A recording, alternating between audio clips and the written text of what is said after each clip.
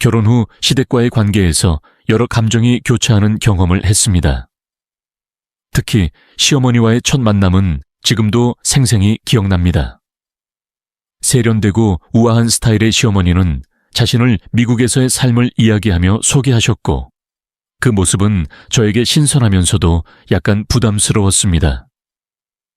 처음에는 친절하고 배려 깊어 보였지만 시간이 지나면서 그 아래 깔린 거리감이 느껴졌습니다. 시어머니는 주로 미국식 라이프 스타일을 강조하시며 식사 예절이나 생활 방식에서 한국과 다른 점을 지적하셨습니다. 미국에서는 그렇게 하지 않아 라든가 한국 사람들은 너무 과하게 먹는다 라는 말을 자주 하셨죠. 그럴 때마다 제가 마치 부족한 사람처럼 느껴지곤 했습니다.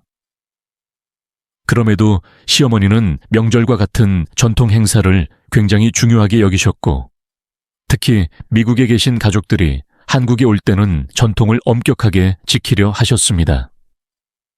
첫 추석에 시댁 어른들을 맞이하면서 행사 준비를 함께 하게 되었는데 시어머니는 저를 세세하게 챙겨주셨습니다. 결혼 후 몇 년간 시댁 전통을 함께 이어가는 과정에서 저는 나름대로 적응하려고 애썼습니다.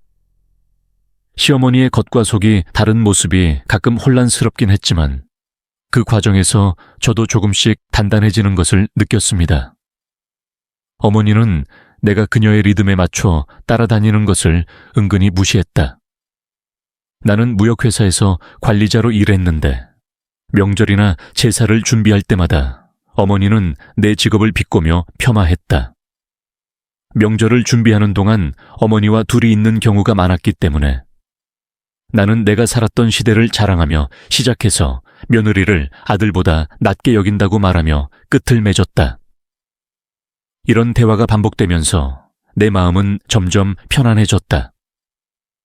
어머니는 우리의 직업에 대해 이야기했고 남편은 더 나은 회사에 갈 수 있었지만 출퇴근이 힘들어서 한 단계 낮은 회사를 선택했다고 말했다. 그래서 나를 만날 수 있었다. 그러면서 어머니는 아들이 좋은 배우자를 만나서 다행이라며 은근히 나를 칭찬하는 듯한 행동을 했다. 처음에는 그저 그런 줄 알았지만 시간이 지날수록 그 말이 점점 더 거슬렸다. 사실 남편과 저는 같은 회사에서 만나서 같은 직급의 관리자로 함께 경력을 시작했습니다. 우리는 비슷한 시기에 입사해서 지금의 자리까지 함께 일했습니다. 하지만 어머니는 저를 깎아내릴 때만 기분이 나아지는 듯 했습니다. 하지만 어머니는 항상 그 후에 뭔가를 말씀하셨습니다.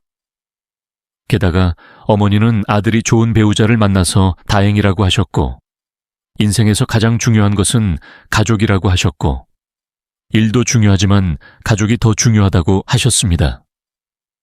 어머니가 그런 말씀을 하실 때는 항상 우아하고 부드러운 어조로 말씀하셨습니다. 그래서 반박하기 어려웠습니다. 어머니는 사려 깊은 척 하셨지만 사실은 저의 자존심을 은근히 건드리고 계셨습니다. 남편은 그런 말을 종종 무시하셨지만 저는 어머니 말씀의 의미에 민감할 수밖에 없었습니다.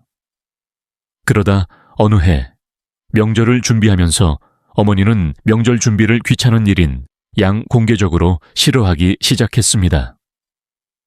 남편이 돌아가신 지 몇 년이 되었는데 어머니는 명절 행사와 시댁 모임이 지겹다고 하셨습니다. 예전에는 명절 때마다 꼼꼼하게 준비하는 분이셨는데 지금은 모든 것에 지쳐 계신 듯 했다. 특히 미국에서 오신 시댁 식구들이 찾아오는 게 점점 불편해지셨다. 어머니는 명절 전에도 미국에서 오신 분들이 오셔서 다행이지만 직접 다 준비하기에는 너무 번거롭다며 불평하셨다. 제사를 해야 하는데 아무도 도와주지 않는다고 불평하셨다. 명절 때마다 이런 불평이 있었지만 시댁 식구들이 오시면 아무 말도 못하고 직접 성묘와 제사를 준비하셨다. 어느 순간 어머니의 짜증이 내게도 번졌다. 시간이 지나면서 어머니는 음식 준비와 집안 청소 같은 일을 내게 맡기셨다. 어린데 요리 잘해야 한다고 하셨지만 요즘 꽃집이 바빠졌다고도 하셨다. 주변의 젊은 여성들이 꽃집을 많이 열었기 때문에 살기 힘들다고 변명하셨다. 처음에는 엄마가 힘들어하는 줄 알고 엄마를 돕는 게 맞다고 생각했어요. 하지만 시간이 지나면서 자연스럽게 그 일이 제 우선순위가 되었어요. 명절 음식 준비부터 시댁 청소까지 다 제 책임이 되었고, 엄마는 당연한 듯이 음악 우리가 챙겨야 한다며, 미국에서 온 가족들을 잘 돌보면 가족들에게 인정받을 거라고 하셨어요. 하지만 왜 시댁에 인정받아야 하는지 이해가 안 갔어요. 엄마의 태도와 짜증스러운 어조가 점점 불편했어요. 일과 가족 바쁜 일 속에서 혼자서 명절을 준비해야 하니까 스트레스가 쌓이기 시작했어요. 그런데 이번 추석에 엄마가 폭탄 선언을 하셨어요. 조상묘를 참배하고 나서 도시락을 준비하라고 하셨어요. 요즘은 외식비가 너무 많이 들어요. 도시락을 사면 돈도 절약되고 손도 걱정 없이 먹기 편해요. 지난번에 만들어주신 반찬은 어른들이 좋아하셨어요. 반찬은 많이 필요 없으니 3개만 넣고 20개로 차려서 너무 비지 않게 하죠. 엄마, 도시락도 못 먹어요. 나눠서 엄마가 준비해 주시면 좋을 것 같아요. 따로 만나면 어떻게든 해낼 수 있을 거예요. 네, 하기 싫은 게 아니라 꽃집을 돌봐야 하거든요. 음식을 준비할 때 밥을 한쪽에 2개씩 덜어서 반찬을 넉넉하게 해서 바로 사오게 해요. 그게 일이 아니니까 왜 그러세요? 할 수 없을 것 같아요. 회사에서 야근을 많이 하고 몸이 안 좋아서 솔직히 지금 제사 음식은 보장할 수 없을 것 같아요. 어제 위험한 상황이 생겨서 병원에 갔는데 몸이 안 좋아요. 회사에도 이미 말했는데 더 심해요. 강제로 할 수 없을 것 같아요. 아니, 왜 똑똑한 애가 이렇게 답답해요? 왜 이렇게 많은 노력이 필요해요? 잘할 수는 있지만 어른의 일이잖아요. 왜 못해요? 그냥 하세요. 맡겨두세요. 지금까지 다 했는데 정말 화가 나요.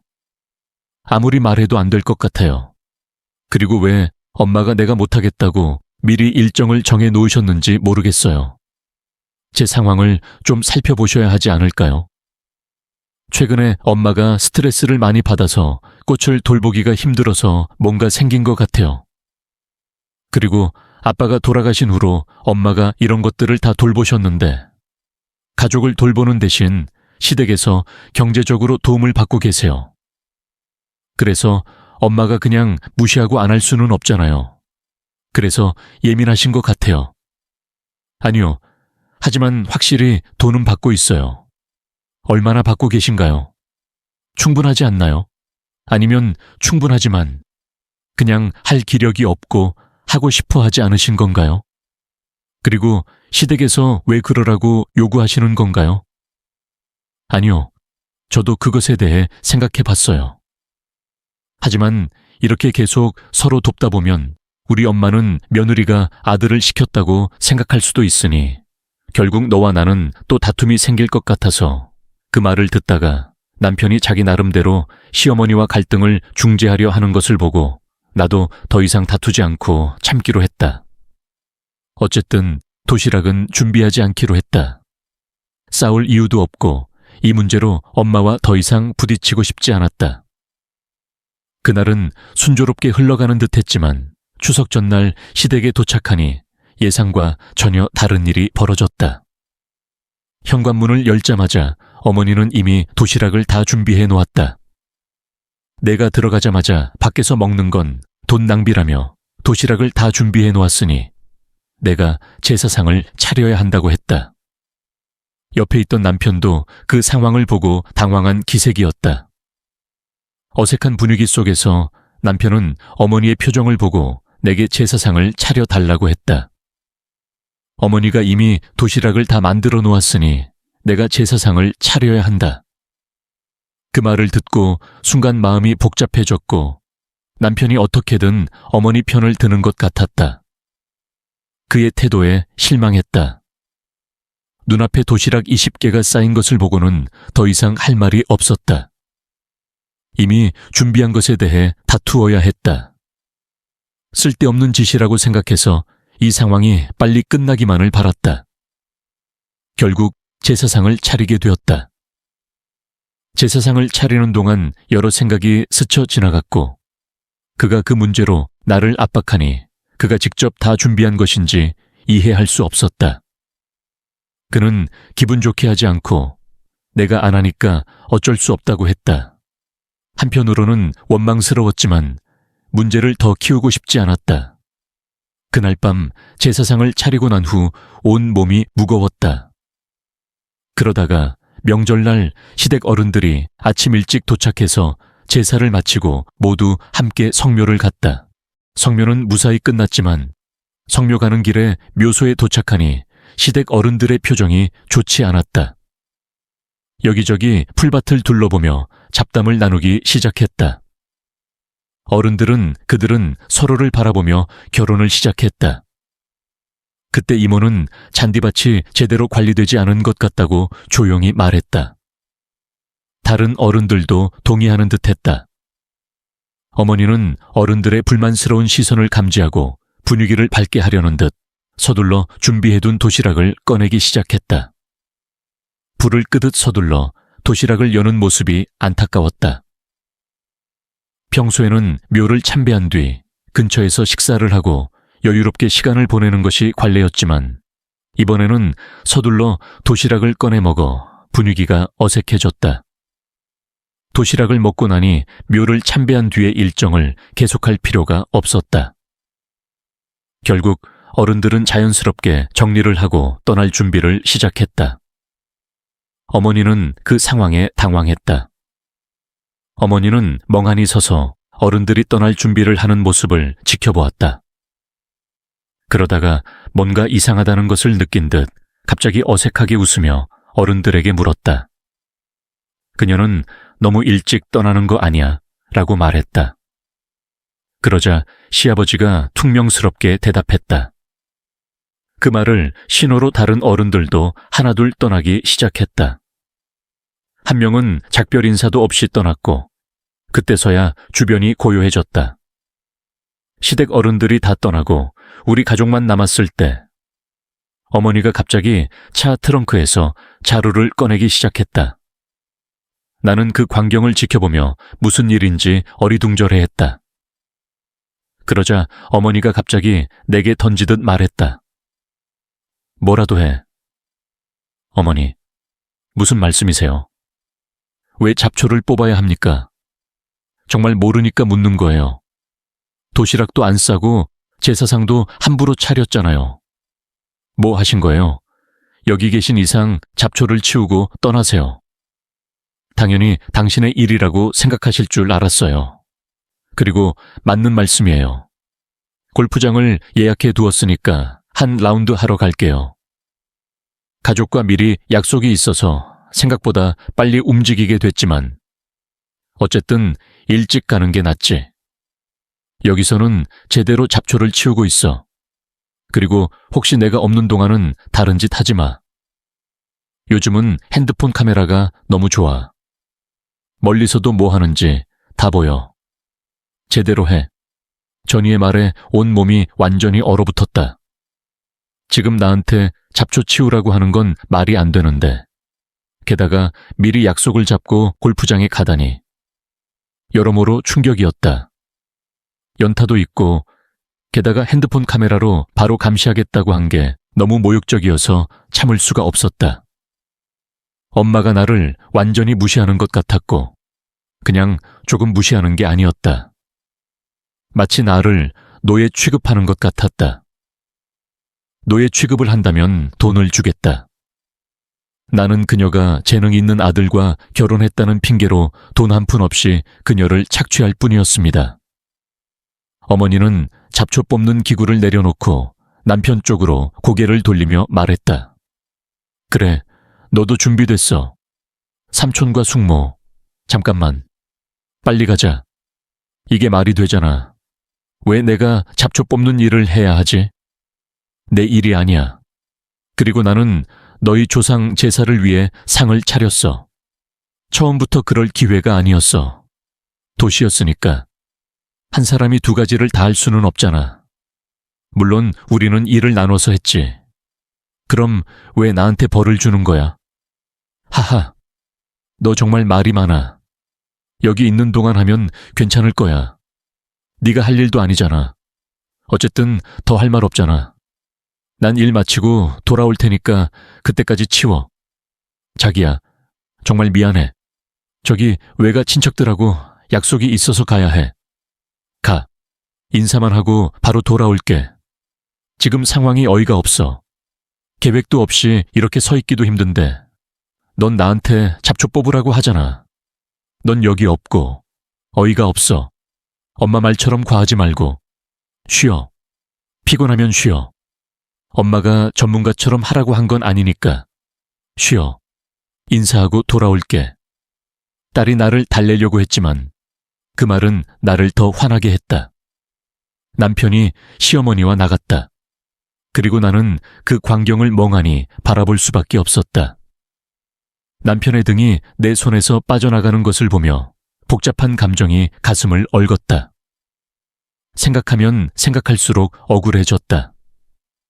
외식하는 게 돈 낭비라는 생각에 짜증이 나서 도시락을 내게 맡기려던 엄마가 여유롭게 골프를 치러 가는 것이었다. 너무나 모순적이어서 뜨거운 햇볕 아래 홀로 남겨져서 그 사람들의 뒷모습을 바라보며 열심히 일해야 했다. 그리고 이런 상황에 속고 싶지 않았다. 멈춰서서 내 앞에 펼쳐진 잔디밭을 보니 전혀 관리가 안 된 게 한눈에 보였다. 보고 면적이 꽤 넓어 보여서 마음먹었다. 그냥 이 상황을 참아가며 조용히 처리할 수도 없고 깎는 건 더더욱 안 될 것 같았다. 어머니가 마음대로 정한 역할을 내가 따라야 할 이유가 없었다. 그리고 시부모님이 묘를 찾아오실 때 잔디 때문에 보이는 표정과 그때 어머니가 긴장하신 표정을 보니 그런 생각이 머릿속에서 떠나지 않았다. 이번 달에 잔디를 깎으라고 홀로 남겨진 건 잔디 상태가 문제였을지도 모른다는 생각이 들었다. 잔디만 제대로 망치면 어른들이 다시 하라고 하지 않을 것 같아서 시아버지께 화가 났다. 저는 그에게 잔디가 좋지 않다고 큰 소리로 말했고 잔디 상태를 잘 아는 듯해서 일찍 연락을 했다고 말했습니다. 혼자 잔디를 깎다가 잔디를 잘못 건드린 것 같아서 어떻게 해야 할지 물었습니다. 그러자 시아버지가 다급한 목소리로 물었습니다. 잔디를 잘못 건드린다는 게 무슨 뜻이냐고 물으시며 사진을 찍어서 바로 보내라고 하셨습니다. 다급함이 느껴졌습니다. 그 목소리를 듣고는 그만이라고 생각했습니다. 그때 삽을 들고 잔디밭의 일부를 살짝 손상시키기 시작했습니다. 이미 잘 관리되지 않은 부분이었는데 음악을 더 크게 틀었더니 몇 분 후에 전화가 왔습니다. 제 동생이 매우 다급한 목소리로 무슨 일인지 물었습니다. 잔디밭이 그렇게 엉망진창이라는 게 사실인지 물었습니다. 그의 목소리에는 이미 당혹스러움이 섞여 있었습니다. 저는 최선을 다해 책임을 지려고 했지만 마치 아무것도 모른다는 듯이 대답했습니다. 잔디 깎는 동안 잔디를 만진 것에 대해 사과하고 어떻게 해야 할지 물었다. 나는 내 목소리에 무식하고 미성숙한 며느리의 이미지를 전달하려고 노력했다. 동생은 헐떡이며 다급하게 말했다. 그는 내가 있는 곳에 있으라고 하면서 바로 차를 돌릴 것이라고 말했다. 전화를 끊고 나서 내 안에서 안도감이 천천히 솟아올랐다. 이제 나는 동생이 이 문제를 어떻게 해결할지 궁금했고 무엇보다도 어머니와 남편이 잔디 깎는 일을 내게 맡긴 것을 후회하게 만들고 싶었다. 약 20분 후 시부모님이 도착하자마자 그들은 상황을 보고 입을 열었다. 산소 주변의 잔디는 말 그대로 엉망이었다. 잔디는 여기저기서 엉망이었고 어떤 곳은 땅이 완전히 파괴되었다. 어른들은 충격에 빠져 서로를 바라보았다. 동생은 눈을 크게 뜨고 산소가 왜 이래요? 누가 잔디를 이렇게 깎았어요? 라고 소리쳤다. 어른들도 누가 이렇게 잔디 깎는 거냐고 물으며 약간 어리둥절해했고 그들의 얼굴은 변색되기 시작했다. 나는 그 혼란 속에서 침착하게 서서 희미하게 웃으며 말했다. 엄마가 이렇게 하라고 했어요. 엄마는 상태가 안 좋은 풀이 귀찮다고 하셨고 나는 상태가 안 좋은 풀을 다 뽑아냈다. 내가 최대한 밝은 표정으로 말하자 어른들의 표정은 더욱 굳어졌다. 엄마의 지시라고 설명하자 어른들은 더욱 어리둥절해했다. 아버지는 재빨리 휴대전화를 꺼내 어머니에게 전화를 걸기 시작했다. 그는 지금 신우이가 어디 있느냐고 물으며 산소가 엉망이라고 소리쳤다. 동생은 산이 엉망이라며 며느리에게 잔디 깎는 걸 맡긴 채 어떻게 이렇게 내버려 둘 수 있느냐고 엄하게 주장했다. 그 광경을 보면서 모든 게 계획대로 진행되고 있다는 걸 느꼈어요. 어른들이 어머니를 불러서 꾸중하는 걸 보니 정말 상쾌했어요. 어머니께서 이 상황을 어떻게 처리하실지, 어른들이 어머니께 뭐라고 하실지 궁금했어요. 옳게. 어른들이 다 왔으니까 바로 돌아서서 와야 해요. 이대로 두면 안 돼요. 어떡할 거예요? 잔디 깎으라고 명령하시는 거예요. 잔디 망가뜨리라고요? 다들 정상적으로 운전하고 계셨는데 차를 돌려서 이리 오시네요. 우리 다 묶여 있어요. 어른들이 정말 당황하고 있다는 게 확연히 느껴졌어요. 어머니는 시아버지한테 전화가 와서 상황을 파악하신 듯 급하게 뭔가 말씀하시려고 하셨는데 어른들의 소음에 묻혀서 제대로 전달되지 않았어요.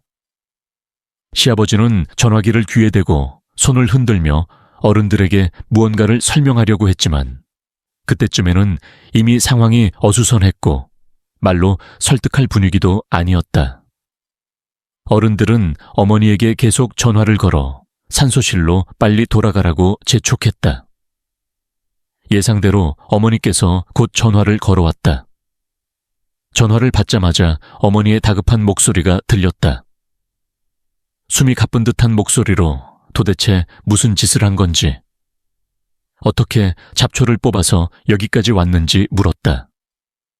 아버지로부터 이미 상황을 들었을 것이다. 나는 마치 기다렸다는 듯이 차분하게 대답했다. 그는 다른 사람들도 들을 수 있도록 스피커폰을 켜주었다. 핸드폰 카메라로 주변을 둘러보라고 했고 바로 옆에 골프장이 있어서 상황을 잘 볼 수 있을 거라고 했다. 그는 여유롭게 내가 못 보냐고 물었다. 그 말을 들은 순간 전화 저편으로 커튼이 지나갔다. 정확히 5초 동안 어머니는 아무 말도 하지 않고 생각에 잠긴 듯 했다. 그 짧은 침묵 속에서 나는 그녀가 어떤 변명을 내놓을지 머릿속으로 계산하고 있다고 생각했다. 그런데 갑자기 전화가 끊어졌다. 어머니는 골프장에 있다는 사실을 숨기고 싶어 했지만 어른들은 이미 상황을 알고 있었다. 이제 그녀는 더 이상 나를 어른들 앞에 내세울 수 없었다. 그녀가 만든 상황 속에서 모든 것이 엉망이 되었다. 주변은 잠시 침묵에 잠겼고 어른들은 여전히 엉망진창이 된 풀을 바라보며 땀을 흘리고 있었다. 뜨거운 태양 아래서 모든 사람의 얼굴은 더위에 찡그리고 있었다. 나는 지쳐 있었고 상황은 최악이었다. 10분쯤 지나자 멀리서 어머니의 절박한 신음소리와 비명소리가 들리기 시작했다. 그 소리는 산을 울려 퍼지며 점점 더 가까이 다가왔고 마침내 어머니가 보였다. 그녀는 눈길을 끄는 노란 머리를 올리고 분홍색 골프복을 입고 무덤을 향해 달리고 있었다. 그녀를 보자마자 나는 어머니의 행동에 혐오감을 느꼈다. 그녀는 서둘러 달려가고 있었지만 골프복으로 갈아입고 준비하는 것으로 이미 이 상황을 예상하고 있었다는 것을 나는 깨달았다. 어머니의 얼굴은 새빨갛게 달아올랐고 땀을 많이 흘리고 있었지만 그 모든 와중에도 시댁 식구들 앞에서 우아한 모습을 유지하려고 애쓰는 모습이 보였다. 그 광경은 정말 터무니없고 성가셨다. 남편도 나를 따라왔고 그도 골프복을 입고 있었다. 두 분이 골프복 차림으로 함께 무덤에 도착하는 모습은 어른들이 동시에 화가 난 상황과 어울리지 않았다. 어머니가 서둘러 도착하자마자 어린 시아버지는 차가운 목소리로 상황을 수습하기 시작했다. 시아버지는 제 올케에게 정말 터무니없다고, 그렇게 중요한 일을 며느리에게 맡기고 골프를 쳤다고 했습니다. 어머니는 어른들의 멸시하는 시선에 질식해 아무 말도 못하고 얼굴이 창백해졌습니다. 그제서야 남편이 달려나와 상황을 수습하려 했고 사과를 하기 시작했습니다. 전부 자기 잘못이고 잡초를 뽑지 못해서 미안하다고 말했습니다. 남편은 어른들 앞에서 고개를 숙이고 책임을 지겠다고 했지만 이미 너무 늦었습니다. 어른들의 눈에 남편과 어머니는 그저 골프만 쳤던 사람들일 뿐이었습니다. 내가 아무리 사과해도 어른들의 차가운 시선은 바뀌지 않았습니다. 어머니는 불안한 눈으로 나와 남편을 번갈아가며 어떻게 해야 할지 몰랐습니다.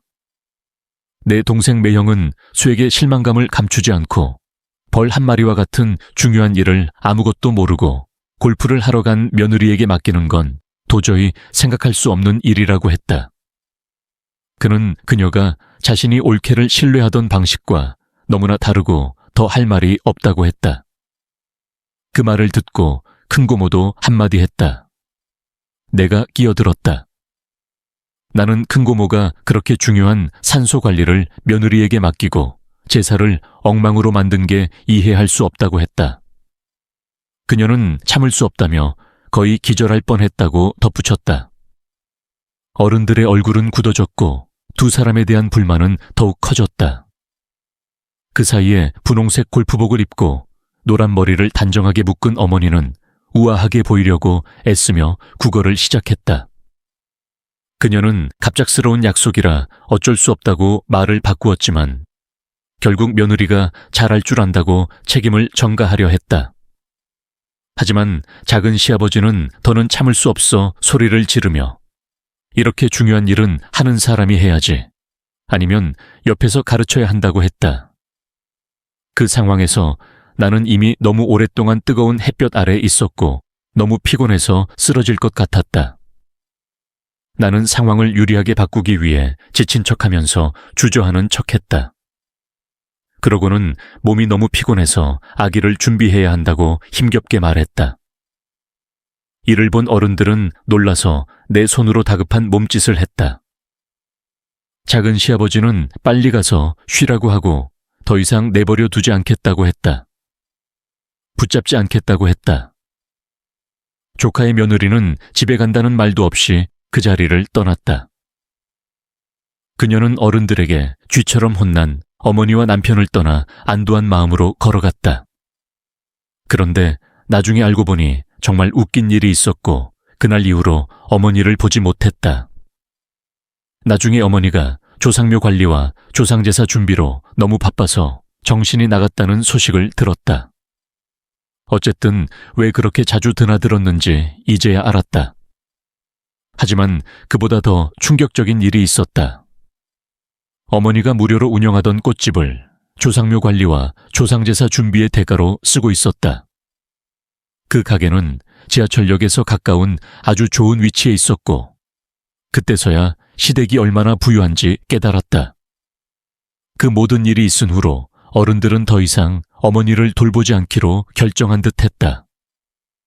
어머니의 골프웨어 사건은 단순한 실수로 간과할 수 없는 일이었다. 시부모님은 조상의 무덤 때문에 너무 화가 나서 결국 어머니께 올해 안에 꽃집을 닫으라고 통보하셨습니다. 어머니가 무료로 운영하던 꽃집을 더 이상 쓸 수 없게 하신 것입니다. 그렇게 말씀하신 후 어른들은 미국으로 돌아가셨습니다. 어머니는 홀로 남겨져 시부모님의 마음을 돌리려고 최선을 다하고 계시다는 소식을 들었습니다. 어머니는 시부모님 앞에서 무덤을 잘 관리하는 것을 자랑스러워 하셨지만 이 일로 모든 신뢰가 무너졌습니다. 이 상황을 알게 되었을 때 저는 여러모로 안도감을 느꼈습니다. 자신의 이익을 위해 모든 것을 스스로에게 떠넘기던 어머니가 마침내 자신이 만든 상황에 갇히게 된 것입니다. 어머니는 제가 이 모든 일을 일으키지 못하도록 화를 내며 저를 막으셨겠지만 지금으로서는 무덤 문제를 해결하는 것이 그보다 더 중요하지만 어머니는 버티고 계셨습니다. 이 사실을 알게 되었을 때 시댁에 갈 이유도 없고 찾아가 볼 이유도 없다고 생각했고 전 남편에게 차분히 돈 안 받았으니까 엄마 얼굴도 안 보고 살 수 있어. 뭐야? 왜 그러는 거야? 네가 말해야지. 나도 엄마처럼 배웠어. 엄마도 뭔가 얻을 게 있어서 잘한 거야 라고 말했다. 아직도 시댁의 신뢰를 되찾기 위해 노력하고 묘지에서 살고 있습니다. 하지만 더 이상 그런 걱정은 하고 싶지 않습니다. 시댁의 문제가 아니고 남편도 깨달았기 때문에 균형 잡힌 삶을 살고 있습니다. 좀 더 일찍 결정했으면 좋았지만 너무 늦기 전에 정착하게 되어 다행입니다. 덕분에 남편과의 관계가 좋아졌습니다. 인생에서 가장 중요한 것은 다른 사람의 의견을 의식하기보다는 나 자신을 돌아보는 것입니다. 너무 오래 참아온 것 같습니다. 어머니의 요구, 시댁의 기대, 남편의 중재, 이 모든 것이 저에게는 부담스러웠습니다. 이제 저는 나와 내 행복을 우선시하기로 했습니다. 종종 사람들은 내 위에서 흔드는 사람들 때문에 내가 고통받는다고 말하곤 해요. 나무가 조용해지려고 해도 바람은 멈추지 않는다는 말처럼 이제는 더 이상 흔들리지 않기로 마음먹었어요. 굳건히 자리를 지키는 것이 나를 이해하고 존중받는 길이라고 생각해요. 어머니가 나를 하인처럼 대하지 않도록 불공평한 대우에 단호히 맞서기로 했어요. 이제부터는 타인의 기대나 감정에 휘둘리지 않을 거예요. 내 행복을 찾고 꿈꾸는 삶을 살 거예요. 그리고 다시는 무리한 요구를 해온다면 이 사건을 기억하며 단호히 거절할 것입니다. 저는 저를 지키는 법을 배웠고 이제 남편과 어머니 그리고 시댁 식구들에게 결코 참기만 하는 사람이 아니라는 것을 알게 되었어요. 다행히도 이 어려운 시간을 통해 남편과의 관계가 개선된 것 같아요. 서로의 입장을 존중하며 짐을 나누는 법을 배웠거든요. 결혼은 서로의 마음에 맞춰가는 과정이죠. 이번 추석 사건 이후로 더 이상 모든 것을 혼자 짊어지지 않으며 남편과 함께 짐을 나눌 것입니다. 어쩌면 이 사건이 우리 가족에게 새로운 전환점이 되었을지도 모르겠어요. 견뎌온 것들을 다시 돌아보게 되었고 남편도 무엇인가 깨달은 듯해요. 앞으로 서로를 아끼고 존중하며 살아갈 수 있기를 바랍니다. 제 이야기를 들어주신 모든 분들께도 감사드립니다. 인생은 작은 일들의 연속이지만 그 속에서 자신을 보호하는 법을 배우는 것이 중요하다고 생각해요. 그 과정을 거치며 저는 조금 더 강해진 것 같습니다.